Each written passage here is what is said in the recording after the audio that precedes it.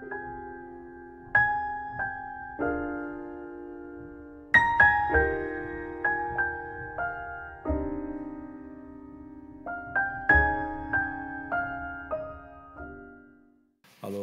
bienvenue aux Alsaciens. Geht's? Ja? Ok. Ça va alors? Bienvenue à Étienne, Nadia parmi nous. Comment vais-je dire? Je vais continuer sur les épîtres de Jean, où j'avais commencé. Et je continue et je suis tombé sur un passage, évidemment, on ne peut pas l'exclure, qui va nous parler, et c'est ce que tout à l'heure Joël a dit dans la Sainte Seine, on ne peut pas faire peur, mais les passages sont là et il faut bien les enseigner. Toute la parole, rien que la parole. On ne peut pas enseigner autre chose et on ne peut pas passer outre, même s'il y a des choses qui nous déplaisent parfois ou qui nous effraient. Alors, la lecture ce matin, ça sera donc la continuité, le chapitre 2 de la première épître de Jean, du verset 18 au verset 27. Je me suis arrêté au verset 27. Et je me rends compte que quand on étudie et quand on s'arrête sur les versets et qu'on veut vraiment approfondir, refaire des recherches, on écrit, et on doit se limiter tellement on fait des découvertes. Donc voilà, je me suis limité donc, au chapitre 2, première lettre de Jean, versets 18 à 27. Mais des références, pas toujours des versets lus, des références. Si vous avez de quoi noter, notez, parce que je ne peux pas tout lire, ou ça serait trop long, et puis ça serait aussi difficile à retenir. Donc voilà, on écoute ce passage, première lettre de Jean, chapitre 2, versets 18 à 27. Petits enfants, c'est la dernière heure. Et comme vous avez appris qu'un antéchrist vient, il y a maintenant plusieurs antéchrists. Par là, nous connaissons que c'est la dernière heure. Ils sont sortis du milieu de nous, mais ils n'étaient pas des nôtres. Car s'ils eussent été des nôtres, ils seraient demeurés avec nous. Mais cela est arrivé afin qu'il fût manifeste que tous ne sont pas des nôtres. Pour vous, vous avez reçu l'onction de la part de celui qui est saint, et vous avez tous de la connaissance. Je vous ai écrit, non que vous ne connaissiez pas la vérité, mais parce que vous la connaissez, et parce qu'aucun mensonge ne vient de la vérité.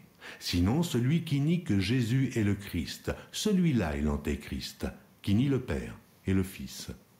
Quiconque nie le Fils n'a point non plus le Père. Quiconque confesse le Fils a aussi le Père. Que ce que vous avez entendu dès le commencement demeure en vous. Si ce que vous avez entendu dès le commencement demeure en vous, vous demeurerez aussi dans le Fils et dans le Père. Et la promesse qu'il nous a faite, c'est la vie éternelle. Je vous ai écrit ces choses au sujet de ceux qui vous égarent. Pour vous, l'onction que vous avez reçue de lui demeure en vous, et vous n'avez pas besoin qu'on vous enseigne. Mais comme son onction vous enseigne toutes choses, et qu'elle est véritable, et qu'elle n'est point un mensonge, demeurez en lui, selon les enseignements qu'elle vous a donnés. Merci. Je vous avais déjà parlé et je vous avais dit que Jean écrit aux églises et replace la vérité au centre. Dans l'église à laquelle Jean s'adresse, il y a des faux docteurs qui enseignent et qui nient l'incarnation, que Jésus n'est pas Dieu. Donc Jean replace la vérité au travers de son texte et au travers de ses lettres. Jean replace la vérité au centre de son message et de ses lettres qu'il a écrit, parce qu'il a écrit trois lettres, 1, 2 et 3, Jean, vous connaissez. Alors, vous connaissez le dicton qui dit ceci, sans doute, je pense que tout le monde a déjà entendu ça, que la vérité n'est jamais belle à dire. Pourtant, ici, on peut dire que la vérité, oui, c'est vrai, elle est impressionnante. Quand Jean replace, en parlant de l'Antéchrist, vous avez vu, il parle de ça, on va y venir en parlant de l'Antéchrist, que c'est quelque chose qui pourrait parfois effrayer quand on parle d'un Antéchrist. D'ailleurs, beaucoup de réalisateurs, notamment dans les grands films américains, où on a fait des livres sur l'Apocalypse, sur l'Antéchrist et tout ça. Des choses qui sont complètement à côté de la plaque par rapport à la parole de Dieu. Voilà. Donc, je pense que vous avez déjà entendu parler de ça. Certainement, la vérité n'est jamais belle à dire. C'est ce qu'on dit en général dans le monde, hein, quand on dit la vérité. Ça ne fait pas toujours plaisir d'entendre la vérité. On a besoin de l'entendre. Et Jean, ben, il dit à l'Église, à la lettre à laquelle il écrit, à l'Église à laquelle il écrit, il replace la vérité au centre. Et il les nomme, bien sûr, il les nomme antéchrist. Tous ceux qui déforment la vérité. Mais on y viendra. C'est pour ça que, d'ailleurs, Jean a été emprisonné. Si vous prenez l'Apocalypse, au chapitre 1er, verset 9, Jean, qui a terminé sa vie à Patmos, cette île grecque, à Patmos, il a été mis là-bas, à l'écart, bien à l'écart, parce que son message dérangeait, parce que Jean prêchait la parole de Dieu, et parce que Jean dénonçait les hérésies, les erreurs qui étaient commises dans l'Église. Alors, ça dérangeait évidemment, comme le message de Jean-Baptiste, comme le message des prophètes, qui ont été passés au fil de l'épée, qui ont été sciés en deux, même, nous dit le texte. Il dérange, il dérange. Et aujourd'hui, le message de l'Évangile, il doit déranger. Si nous disons la vérité, il va déranger. Et donc, Apocalypse chapitre 1er, verset 9, je vous dis, c'est déjà une référence, vous pouvez lire que Jean dit, j'ai été mis en prison à cause de quoi? En prison, pas en prison, oui, en quelque sorte sur une île, comme Napoléon a été placé à Sainte-Hélène, à l'écart, justement, parce que son message dérange. Parce que ça dérange. J'aime bien, et j'ai repris ceci, vous savez qu'en 1968, mai 68, ça a été un changement complet parmi les étudiants et les universitaires. Il y a eu ce qu'on appelle la révolution de mai 68. Et il y a un chanteur bien connu pour les plus anciens qui s'appelle Guy Béard, qui est juif d'ailleurs, Guy Béard, par sa mère.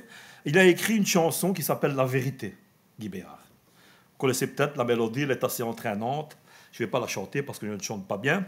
Mais son chant, et je vais vous citer quelques paroles de ce chant, son chant, il s'exprime sur la... Enfin, oui, il s'exprime bien sûr, mais il rappelle qu'à l'époque, on est en train de museler la liberté d'expression. Vous savez qu'aujourd'hui aussi, beaucoup se plaignent en disant qu'on essaye de cadenasser la liberté d'expression et qu'il y a des choses qu'on doit dire et qui dérangent. Et l'Évangile, bien sûr, en premier. Je vais vous dire pourquoi et je vais vous donner une preuve. La liberté d'expression, c'est ce qu'il avait dit dans son chant, elle est tabou de la société. Il avait donc écrit un chant là-dessus. Je vous cite quelques paroles de ce chant qui dit « Le premier qui dira la vérité se trouve sacrifié. Le premier qui dira la vérité doit être exécuté. » C'est le chant qui dit ça. Hein. Il dit, un jeune homme, et ça j'aime bien, dans un des couplets, dit, un jeune homme à cheveux longs grimpait le Golgotha. La foule sans tête était à la fête. Pilate a raison de ne pas tirer dans le tas. C'est plus juste, en somme, d'abattre un seul homme. Ce jeune homme a dit la vérité, il doit être exécuté. Voilà un chant qui avait été écrit et chanté en 1968, et qui avait été chanté pour la liberté d'expression. Il y a une trentaine d'années d'ici, une bonne trentaine d'années d'ici, quand il y a eu des grands mouvements d'évangélisation à Charleroi, dans le centre de Charleroi, à l'hôtel de ville, les anciens s'en souviennent, l'église du boulevard Thiroux, donc le pasteur Philippe Binon, prêchait l'évangile.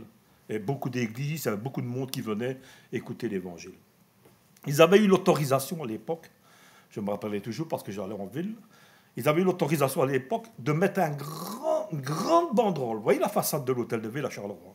Il y a eu une grande banderole sur le balcon où il était écrit en grand « Jésus au centre de votre ville ». Quelque chose dans ce genre-là. Mais en tout cas, le nom Jésus apparaissait.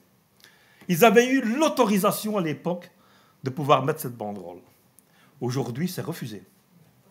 Tant que nous restons chez nous, tant que la vérité reste chez nous et qu'on la prêche chez nous, c'est bien. On ne dérange plus les autorités. Mais aujourd'hui, nous nous rendons compte que nous perdons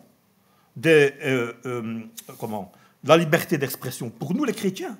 Et quand nous disons la vérité, ça dérange. C'est pour ça que Jean, quelque part, dans ses épîtres, quand il dit la vérité, il va se retrouver, il va prêcher l'évangile, il va se retrouver sur une île et il va terminer sa vie sur cette île. Le mot antéchrist, vous avez vu, ça commence par ça.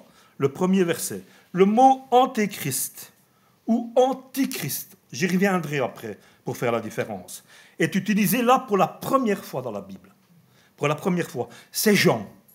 Il n'apparaît que dans les épîtres de Jean, le mot antéchrist. C'est dans l'épître de Jean que ça apparaît, pas dans les autres livres. En fait, ça veut dire quoi? Ça désigne un dirigeant mondial qui sera placé sous l'influence de Satan, qui cherchera à remplacer le vrai Christ et qui ira qui va s'opposer à Jésus-Christ. Alors, pour référence, je vous donne quelques références. Daniel, chapitre 8, chapitre 11, chapitre 12, Matthieu 24, 2 Thessaloniciens 1, Apocalypse 13, Apocalypse 19. Il y a les versets à côté. Voilà des passages qui nous parlent d'une certaine manière. Il ne cite pas le nom Antéchrist, mais ça fait allusion à ça. Et Jean souligne dans le verset 18, un Antéchrist vient et il dira ceci, et ça c'est étonnant, il y a plusieurs Antéchrists. Par là, nous connaissons que c'est la dernière heure. Il y a plusieurs Antéchrists, par là nous connaissons que c'est la dernière heure. Antéchrist désigne une personne annoncée prophétiquement dans l'Écriture. Quand nous lisons la Bible, prophétiquement, il y a une personne qui est annoncée. Antéchrist est même dans le passage cité au pluriel. Pourtant, la Bible nous parle d'un homme. Mais Jean le met au pluriel aussi. Antéchrist au pluriel. Pourquoi? Parce qu'il utilise cette appellation pour désigner les faux docteurs dans l'Église. Les faux docteurs, Jean les appelle des antéchrists. Des antéchrists, ces faux docteurs pervertissaient la vérité et s'opposaient à Christ, s'opposaient à l'enseignement de Christ. Et Jean les appelle, il les nomme comme ça, antéchrists. Antéchrist. Donc nous pouvons considérer que celui qui n'annonce pas la vérité, qui annonce un faux évangile, qui vous dira même autour de nous, et on entend parfois ça, que Christ n'est pas l'incarnation de Dieu, ce sont des antéchrists. Matthieu 24, Acte 20, Marc 13. Je peux vous donner les références, ils en parlent. Avouez que les termes utilisés par Jean, ils sont quand même très forts, hein, pour dire que ce sont des antéchrists. Moi, je n'aurais pas osé le dire, mais Jean, il le dit. Il parle des hommes dans l'Église qui sont hostiles à Dieu. Est-ce que c'est possible, ça? Est-ce que c'est possible? Ben oui, c'est possible. Si Jean en parle, et s'il était confronté à ces difficultés, ça veut dire que parmi nous, et il y a une parabole qui nous parle de l'ivraie et du bon grain, n'est-ce pas, qui nous dit que c'est possible que dans l'Église, je ne dis pas que c'est ici, certainement pas, mais dans certaines églises, et quand je dis l'église, c'est la grande église universelle, pas seulement les communautés, où il y a des personnes qui viennent donner un faux enseignement. On a parlé, la semaine dernière, de l'évangile de la prospérité. C'est une erreur. Pour moi, c'est une hérésie. En fait, toute l'histoire de l'Église a déjà connu de nombreux antéchrists. L'histoire de l'Église a déjà connu des nombreux antéchrists. Si vous prenez la parole de Dieu, pour rester sur la parole de Dieu, vous verrez que dans l'histoire du peuple d'Israël, dans l'histoire de l'Église, dans les actes des apôtres, et aujourd'hui, même l'Église, depuis depuis le Jésus-Christ, l'Église a connu des faux docteurs, des faux enseignants. Ça a toujours été ça, et ça sera malheureusement de plus en plus aujourd'hui. Il semblerait que Jean a reçu une révélation à propos de ce texte, une révélation toute particulière en annonçant la venue d'un antéchrist. Alors, le mot antéchrist ou antichrist, c'est cité deux fois de manière différente, est utilisé là pour la première fois. Mais je vais y revenir et je vais vous dire la différence entre antéchrist et antichrist. Au chapitre 4 de Jean et au verset 3, et dans la deuxième lettre de Jean au verset 7, dans cette deuxième lettre, Jean, il va ajouter ceci. Il va dire, prenez garde à vous-même. Prenez garde à vous-même. Ça nous parle, hein, ça. Ça nous dit qu'il faut prendre garde à nous-mêmes, veiller sur nous-mêmes, veiller sur l'enseignement. C'est notre responsabilité de veiller sur l'enseignement. Mais je voudrais quand même revenir à ce texte qui a été lu, ce passage que nous avons lu, hein, les versets qui ont été lus. Et dans ce passage, le mot antéchrist ou antichrist équivaut à un nom propre et désigne un dirigeant, vous entendez, hein, un dirigeant mondial qui, placé sous l'influence de Satan, cherchera à remplacer le Christ et à s'opposer à lui. Et je reviens sur le livre de Daniel.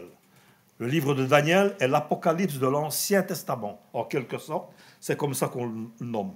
Le prophète Daniel l'annonce. Comme je l'ai dit, il ne cite pas le nom Antéchrist, mais on sent là que la prophétie nous conduit vers cela. Chapitre 8 de Daniel, chapitre 11, chapitre 12, Matthieu 24. Relisez les prophéties du Seigneur dans Matthieu 24. Relisez. Qu'est-ce qu'il dit? J'en lis une. Je l'ai noté. C'est pourquoi, lorsque vous verrez l'abomination de la désolation dont a parlé le prophète Daniel, établi en lieu saint, que celui qui lit fasse attention. Ce sont des paroles du Seigneur, hein, ça. C'est pourquoi, lorsque vous verrez l'abomination de la désolation dont a parlé le prophète Daniel, établi en lieu saint, que celui qui lit fasse attention. En fait, c'est le dernier grand chef que l'humanité tout entière se donnera à la fin des temps. Il ne faut pas se cacher, hein. Il faut dire la vérité. Et qui conduira cette humanité dans son ultime révolte contre le Seigneur? Peut-être que vous êtes en train de dire que je fabule, mais ce sont des textes qui sont tirés de l'Évangile. Les hommes ont toujours, depuis toujours, rejeté le Seigneur. Ils ont préféré les ténèbres à la lumière. Le prologue de Jean, l'Évangile de Jean, le même auteur, déjà il en parle. Les hommes ont préféré les ténèbres à la lumière. Et aujourd'hui, nous sentons que de plus en plus autour de nous, les hommes foncent dans les ténèbres. C'est la semaine dernière, Mike qui nous rappelait, d'après ce dernier sondage en France, mais nous sommes pareils chez nous, que 50% de la population ne croit plus en Dieu. La moitié. Et que nous vivons dans un monde de plus en plus hostile à l'Évangile. Bientôt surgira, le surhomme qui incarnera toute la puissance de Satan. Ce faux Christ dissimulera sa violence derrière sa ruse. Derrière sa ruse. Le Seigneur rappelle, et le rappelle dans Matthieu 24, et il dit que personne ne vous séduise. Que personne ne vous séduise. Pourquoi? Parce que c'est un séducteur. Ça sera un séducteur. Paul l'appelle l'homme de péché, l'apôtre. Antéchrist ou antichrist, je vous l'avais dit qu'on y reviendrait. Les théologiens disent que le texte biblique grec porte toujours antichrist, ce qui signifie celui qui est contre Christ. Antéchrist est avant Christ. Anté signifie celui qui est avant, anti signifie celui qui est contre. Il sera le plus grand adversaire du Seigneur. On a pensé souvent aussi que l'antichrist était plutôt un système politique, un système religieux, un principe pernicieux qui se manifesterait dans le monde, genre un mauvais esprit collectif, vous voyez ce que je veux dire, qui se manifesterait à la fin des temps. De la sorte, disent certains, nous n'aurions pas à attendre, même si on n'attend pas vraiment, on n'aurait pas à attendre l'apparition d'un homme. Parce qu'on a déjà entendu beaucoup d'explications farfelues. Et certains disent, mais non, ce n'est pas un homme, c'est un système politique religieux. Pourtant, le texte, il élimine toute confusion. Et le texte distingue trois choses. Il nous parle de l'esprit de l'Antichrist. Il nous parle des précurseurs de l'Antichrist. Et il nous parle même de la personne de l'Antichrist. La Bible nous parle de ça. Donc, ce qui prouve bien que ce n'est pas un système, mais que c'est un homme qui viendra gouverner dans le monde. Et on sent aujourd'hui, que vous le voyez ou non, que nos gouvernements de plus en plus difficiles à diriger les pays. Tout esprit, vous entendez, qui ne se confesse pas de Jésus, ce n'est pas de Dieu, c'est de l'Antichrist. Tout esprit qui ne confesse pas Jésus, c'est quand même lui qui est mort sur la croix pour nos péchés. C'est lui qui est ressuscité. Nous devons confesser cela. 1 Jean chapitre 4, verset 3, j'anticipe dans le passage de Jean, mais il nous dit, tout esprit qui ne se confesse pas de Jésus n'est pas de Dieu. C'est celui de l'Antéchrist. Voilà. Ce qu'il est, je crois que c'est clair. L'esprit de l'Antéchrist, c'est en réalité l'esprit qui nie que Jésus-Christ est le Fils de Dieu, qui nie que Dieu s'est incarné en chair. Voilà l'esprit de l'Antéchrist. Tout esprit qui ne se déclare pas de Dieu, qui ne confesse pas Jésus, n'est pas de Dieu, c'est celui de l'Antéchrist. Et vous savez, cet esprit-là, il est déjà dans le monde. Hein. Il est déjà dans le monde. Depuis la chute en Éden, le diable a tenté par tous les moyens de faire tomber le plan de Dieu. Par tous les moyens, le diable insuffle dans le cœur des hommes, depuis la désobéissance, le mensonge. Jean déclare et dit que quiconque pêche est du diable. Chaque fois que nous péchons, c'est du diable. Dieu ne nous tente pas. C'est écrit ça. Ce n'est pas lui qui nous tente, mais c'est le malin qui nous tente. Dieu ne peut tenter personne. C'est écrit. Jean déclare que quiconque pêche est du diable. Et puis c'est tellement naturel d'avoir un esprit d'orgueil, de révolte ou de critique à l'égard de Dieu. On critique aujourd'hui de plus en plus à l'égard de Dieu. 1 Jean chapitre 2, versets 22 et 23 que nous avons lus, eh bien, c'est écrit ça. Hein?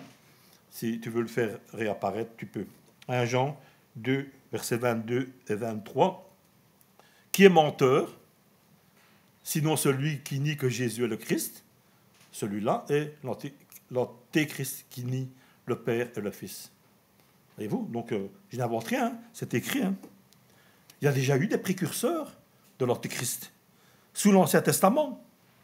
Balak, le roi impie, et Balaam, le prophète de malheur, infidèle, s'était acharné à maudire Dieu. Relisez les textes dans Nombre chapitre 22.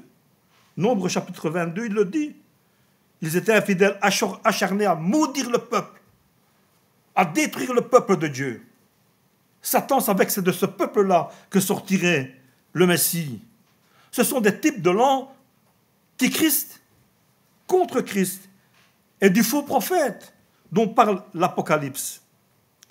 Daniel nous présente aussi dans son livre le type de surhomme sous les traits d'un nommé Antiochus Épiphane. Alors, ça c'est autre chose, mais c'est vrai que quand on lit le livre de Daniel, on se rend compte il cite le nom d'un homme, d'un roi qui s'appelait Antiochus Épiphane. Et ça c'est intéressant, Antiochus Épiphane. Daniel chapitre 8, Daniel chapitre 11, il en parle. Prenez vos Bibles et relisez. Antiochus Épiphane, c'était qui? Antiochus Épiphane, c'était un roi de Séleucie. Alors, quand vous vérifiez, vous allez voir, Séleucie, c'est une région de la Perse. Et la Perse, c'est quoi aujourd'hui? C'est l'Iran. Et qu'est-ce qui se passe pour le moment avec Israël? Qu'est-ce qui se passe avec cette région du Moyen-Orient? Ben, on sent que l'Iran a toujours cette haine depuis l'éternité contre les Juifs. Et Antiochus Épiphane, qui était le roi de cette région d'Iran, était un grand persécuteur des Juifs. Et il est le type de l'Antéchrist. C'est pour ça qu'il en parle, Daniel, dans son livre. Ça devrait nous sensibiliser à cela, à croire que ce que le texte dit, l'histoire le confirme. Des hommes, après avoir porté le masque de la piété, étaient devenus des ennemis de Christ. Ils ont porté le masque de la piété, ils sont devenus des ennemis de Christ.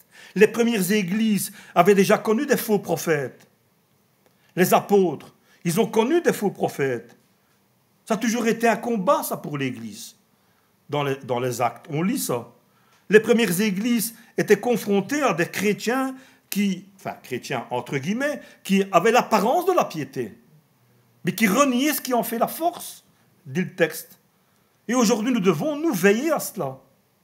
Veiller à ne pas être séduits par cela. Ils ont été reconnus comme des précurseurs de l'Antichrist. Des personnages qui se sont opposés à l'Évangile. Rappelez-vous les paroles de Paul. Alexandre le forgeron m'a fait beaucoup de mal. Paul prêchait l'Évangile. Et puis quand il cite ce qu'il a reçu comme persécution, Paul, parce qu'il allait prêcher l'Évangile. Et aujourd'hui, autour de nous, quand on lit les nouvelles qui viennent de Portes ouvertes, où les chrétiens sont persécutés, c'est quoi? De tout temps, vous entendez. Les chrétiens sont reconnus, la persécution, le culte de la personnalité a toujours existé. Et oui, il existe encore aujourd'hui. Si vous prenez l'histoire, Néron qui empalait les hommes chrétiens, il empalait les chrétiens sur des pieux et il en faisait des torches vivantes. Ce n'est pas marqué dans la Bible, mais c'est écrit dans les livres d'histoire. Mahomet, qui a conquis les territoires au fil de l'épée, qui se faisait aussi, qui avait le culte de la personnalité. Certains papes aussi. Pas plus tard que pendant la Seconde Guerre mondiale, il n'a pas défendu les Juifs, Pie XII. Il n'a pas défendu la Shoah. Et Hitler, qu'est-ce qui ne s'est pas passé avec Hitler? Est-ce que ce n'est pas des hommes qui ont eu le culte de la personnalité, ça? Et si vous allez en Corée du Nord aujourd'hui, je me suis demandé, une fois j'ai vérifié, pourquoi tous les hommes en Corée du Nord ont tous la même coupe de cheveux. Vous avez remarqué ça? Parce qu'il faut s'identifier à qui? À cet homme qu'il faut idolâtrer. Si vous ne faites pas cette coupe-là, on n'a pas le choix là-bas. C'est le même prix pour tout le monde, j'espère. Mais voilà, des personnages qui sont autour de nous aujourd'hui dans des états totalitaires. On n'a pas le droit de prêcher l'évangile. Et on devient comme... Ça sera comme Jean.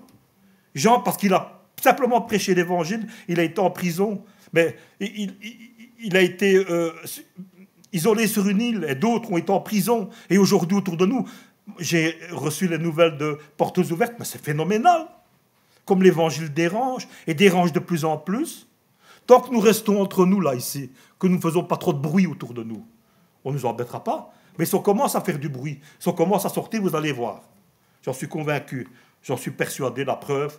Essayez de mettre maintenant une banderole sur la façade de l'hôtel de ville et vous verrez la réaction. Vous verrez la réaction.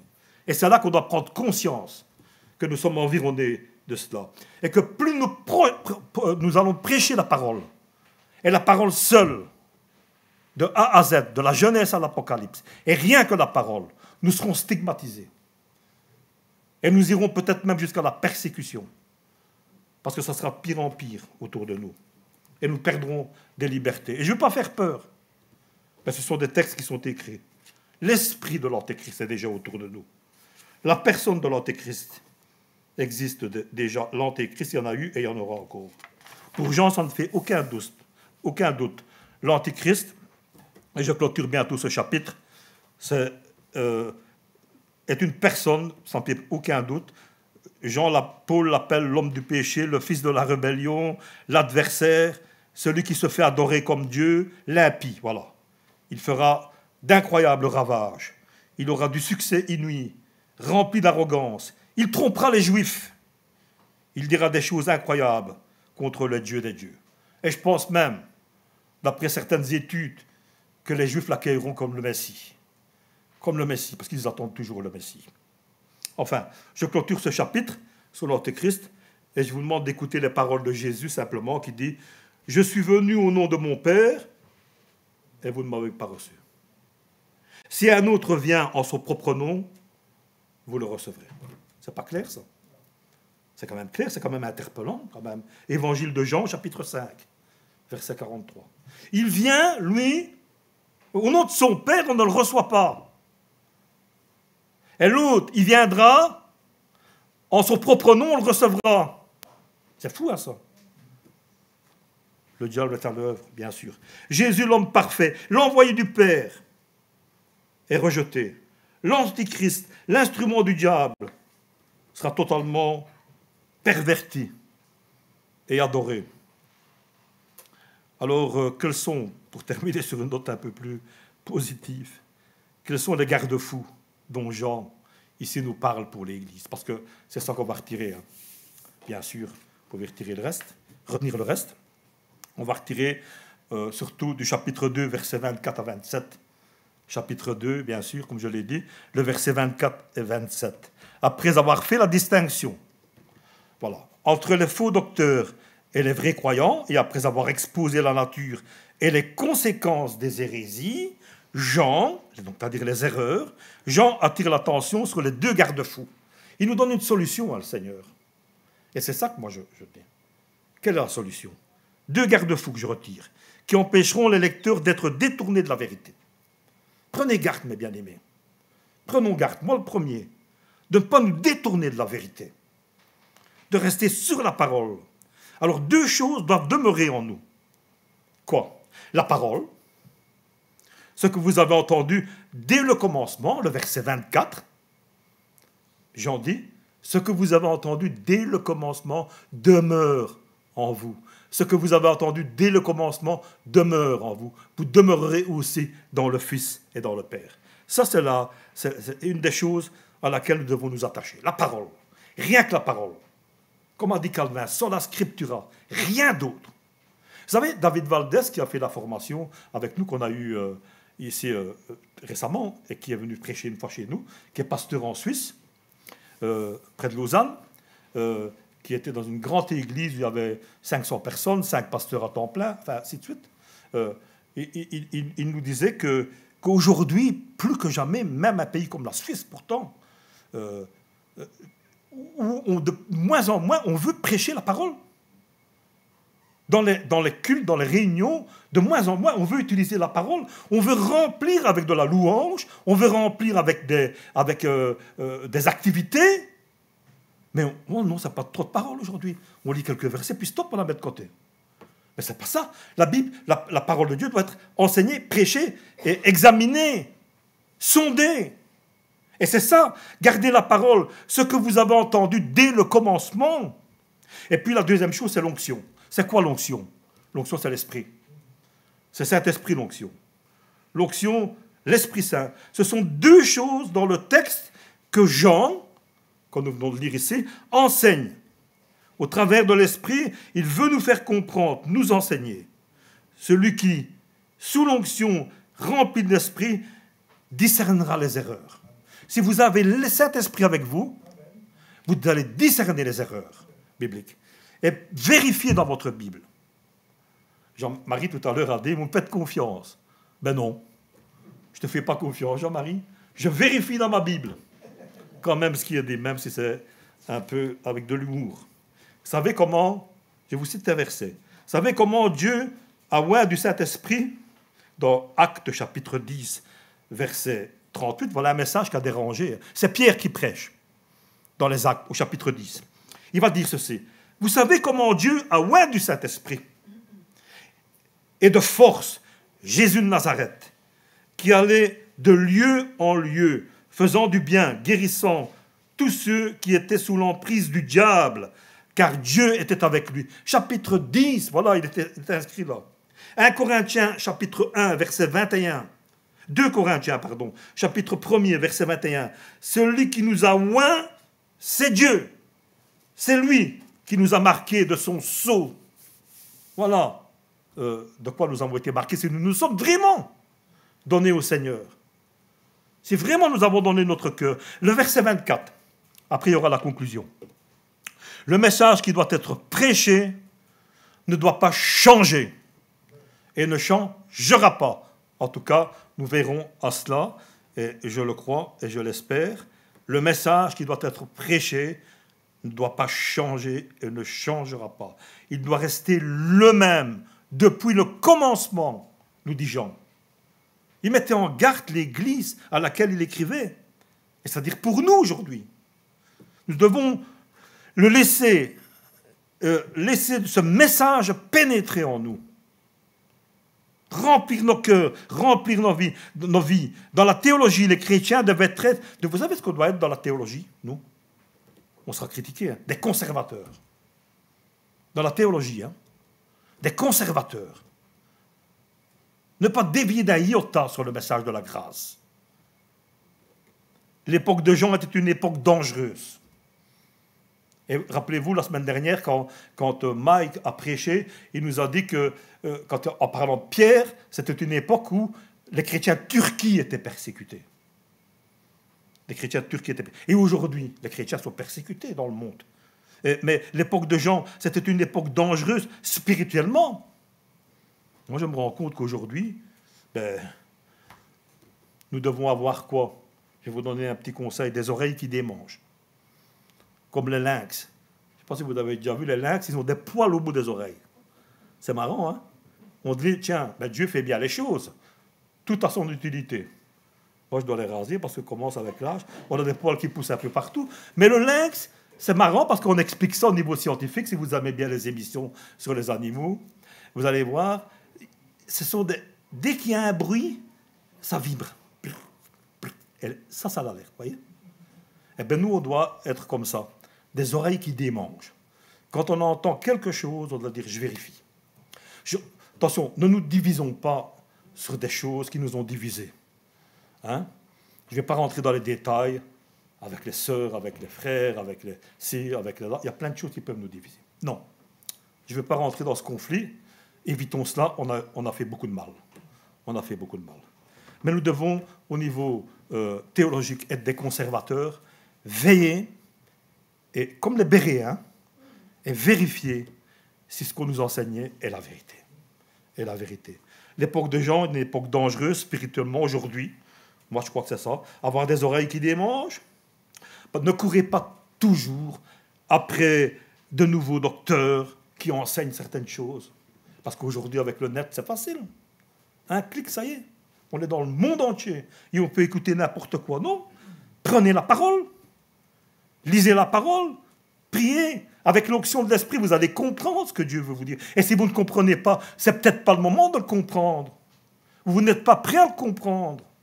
Ou vous le comprendrez plus tard. Bien sûr, prenez un bon livre qui peut vous aider, une bonne étude qui peut vous aider. Partagez les uns avec les autres. Voilà ce qui est important. Alors on reste un peu peut-être tringard par rapport à certains, mais tant pis. Tant pis, c'est comme ça. Avoir des oreilles qui démangent, ne pas courir toujours après des nouveaux docteurs, des nouveaux enseignants, écoutant n'importe qui, n'importe quoi. La parole dit, et ne parvenant jamais à la connaissance de la vérité. Voilà. Ben, nous aurons des comptes à rendre en tant qu'enseignants. Doublement même. Le résultat de cette parole, vous avez vu, le résultat de l'obéissance de la parole de Dieu, c'est une promesse. Laquelle? Le verset 25 que nous avons lu. C'est tellement passé vite. La promesse qu'il nous a faite, c'est quoi? Regardez, c'est marqué. C'est la vie éternelle. C'est une belle conclusion. Hein? Du verset 26 au verset 27, pour terminer mon passage, Jean ne sous-estime pas la force de l'adversaire. J'ai bien aimé, j'ai entendu dans une émission politique une chroniqueuse qui catholique pratiquante par rapport à tout ce qui se passe de violent dans le monde autour de nous et tout ça, et elle a expliqué qu'il y a des endroits où on renvoie même des cabinets de psychiatres, on renvoie des patients parce qu'on ne sait plus rien faire avec, et on les envoie parfois à des responsables religieux pour dire on ne sait plus rien faire. Prenez-les. Je vous assure, c'est vrai. Hein, je peux retrouver ça.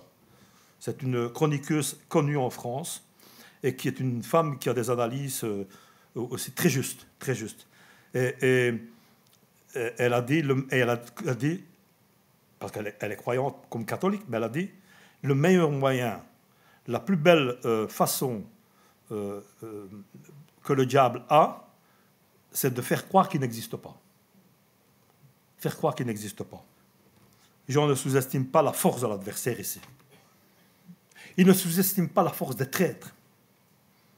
Ils n'ont pas réussi, mais ils essayent encore.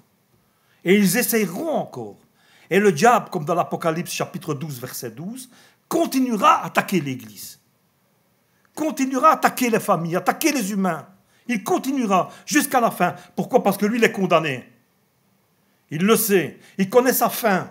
Alors, quelqu'un qui est condamné, il n'a plus rien à perdre. Hein. Il n'a plus rien à perdre. Le diable lui-même est trompeur, menteur, père du mensonge. Jean chapitre 8. Jean met l'accent là-dessus dans son évangile. Mais il remet l'accent dans ses épîtres, dans l'Apocalypse. Contre de tels imposteurs, nous avons une protection, l'onction, l'esprit, comme je l'ai dit. Et vous savez, j'ai regardé l'esprit en grec, vous savez comment ça se prononce comment? Chrisma. Chrisma. Onction, en grec, c'est chrisma. Vous voyez le lien qu'il y a dans la racine du mot? Notre Dieu, c'est le vrai Dieu.